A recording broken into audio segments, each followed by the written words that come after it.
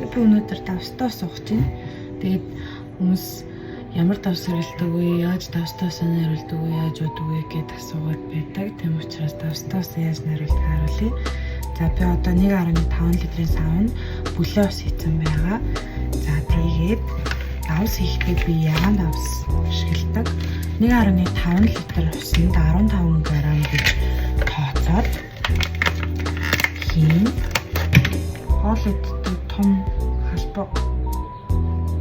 Тэгээд нарийн хамтартай зүйл рүү хийх болохоор цаас ашиглаж байна. Цаас авах байна.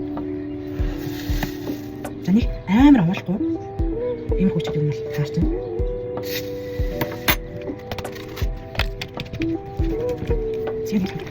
Арийн тавталтай байна.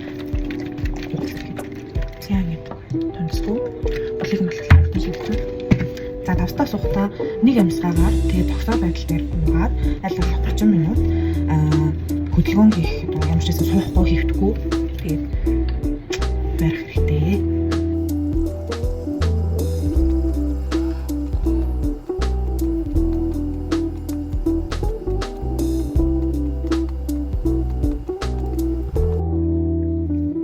Тэгээд мэдээд давстаа суухтаа том болгож байна. Шимж уухгүй тийм учраас нэг амьсгаа хэмжүүлээд амар байдаг.